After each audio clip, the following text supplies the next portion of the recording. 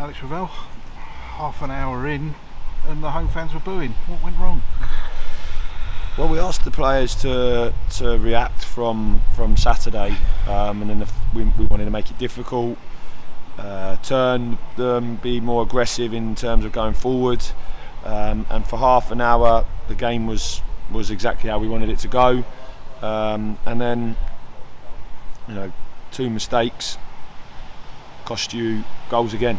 It's very difficult, I think, because you plan and as it's going to that plan that you're asking it to do, and then all of a sudden one flip over the top and we don't defend at all, nowhere near good enough, and then the second one the player slips and I think we should do better with the shot, and they score a tap in, and all of a sudden it's 2-0 and we're in the same predicament as what we were in Saturday, where ultimately if you make mistakes you're going to get punished, and at the minute for us, if we make one we get punished, and you have to stop that. You have to not allow yourself to be in that position, and rather than slipping and trying to turn, you put the ball into the channel, and we come in 1-0 down half time thinking, right, okay, we win the game and let's push forward, but you come in 2-0 and all of a sudden, players and confidence and belief, it's tough because you're 2-0 down in the game. You must be tearing your hair out because mistakes are just happening far too often. Yeah.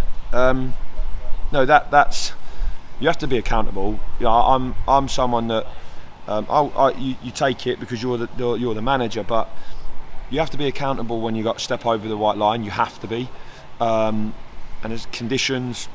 You move the ball and you get it away from your goal, and then you set up and you come in at half time. It's mistake. We've seen it, Exeter mistakes. We've seen it now, Oldham mistakes, and then tonight it's the same. And I think as a manager, and for me personally, it's tough to take, because I know how hard people work to make sure that players are ready, and when you go over that white line you do have to take accountability. And I've always said about the character, but the difference between the two teams today was one didn't make the mistakes, they did the simple things well, and the other team made mistakes and then like I said, the simple things were just not done effectively enough, and they're fifth in the league.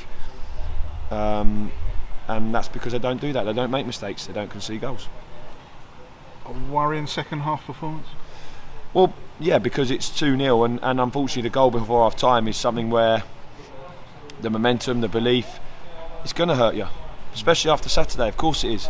You ask the players to go out there, roll their sleeves up, and try and play for the shirt and have some heart and desire to go and do that, and you lose a goal again from a set piece. People don't do their jobs, and then it's 3-0 and it's very, very tough. It's tough to take because we've got to show a reaction, and we didn't get that today, and that's really disappointing.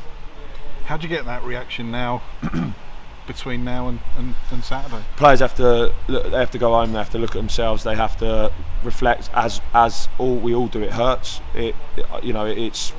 It's unacceptable. We know that we're in a business where you've got to win games. I've been in football long enough as a player and as a coach to know that you've got to win games, and if you don't do that, then we all know what happens. But for us, that's the reaction. We need a reaction from them. They need to go home and think about what it means to them, what it means to be a player in terms of desire, heart, spirit, because I didn't see that tonight as much as what we need to see it.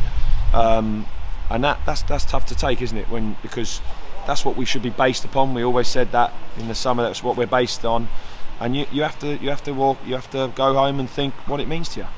And a message for the Stevenage fans. There were over 200 of them there. Yeah.